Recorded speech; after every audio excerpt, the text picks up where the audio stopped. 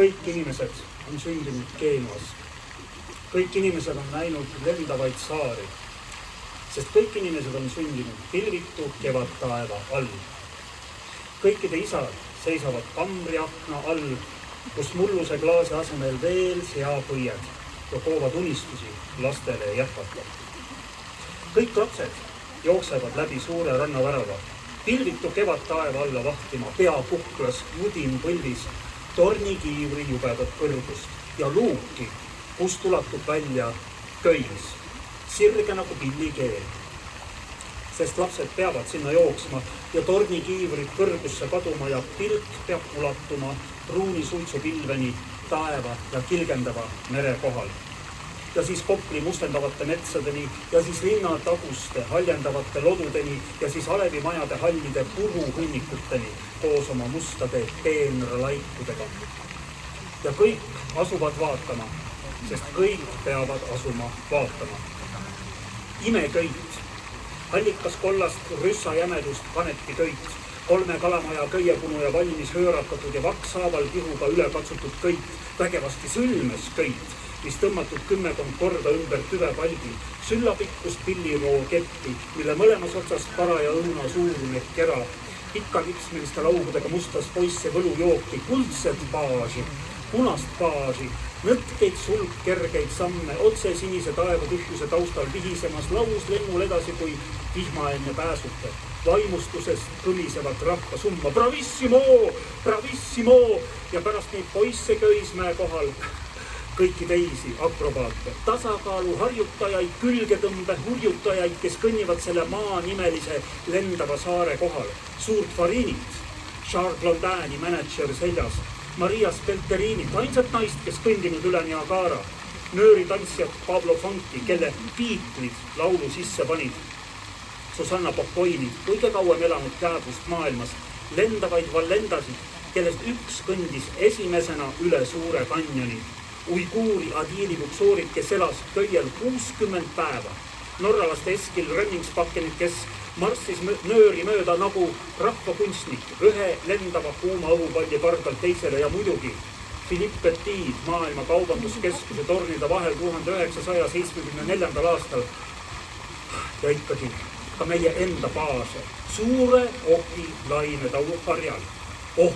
Nöör on piir, mida ei tohi ületada ning kõik näevad mere ja taeva piiri. Kõik. Mõni kõikide, vähesed paljude, igaüks isenese jaoks, sest igaüks peab avastama oma ilmatu ilma. Maapinnal peab poiss vaigistama nurinad ja lämmatama vastu hakud iseenese vastu, sest 1000 kätt kisub teda tornist alla lendavalt saarelt. Harjumus hoida pinnaligi, pilgud, mis mõõdavad vahemaid, õudusjutud, põlvest põlve räägitud, lohedest ja põletavaist päiksekiirtest, tuultest, äiksest, pööristest.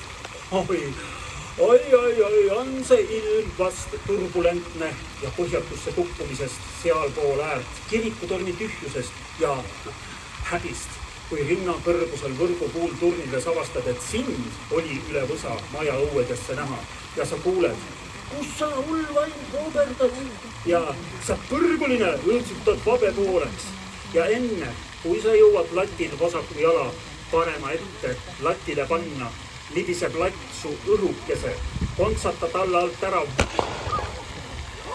ja sa oled käpuli võrguplatsil kruusas, plärakid, plastid, nätakid ja õiendavad hääled annavad teada, see oli ebaõnnestumine, altminek, vääratus, see oli oskamatus.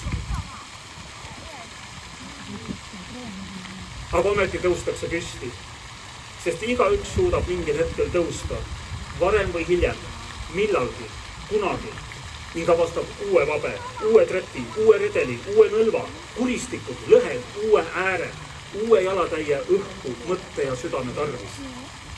Tulgugi tal seal kanda pinnasest ja mörgist kütkeid, iseenese piirgest ahelaid kui jalaraudu kaaslaste kadedusest.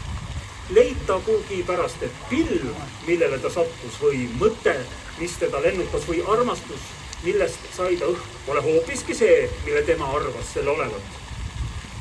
Siiski on igaüks kõikide nimel oma maailma akrobaat, sest kõik tõusevad püsti ja kõik on püsti tõustes tõusnud juba õhku ja kõik isad sirutavad end katusakende all, koovad unistusi lastele jätkata ja kõik inimesed on sündinud pilvitu kevadtaeva all ja kõik inimesed on sündinud Genuas ja kõik inimesed on näinud lendavaid saari.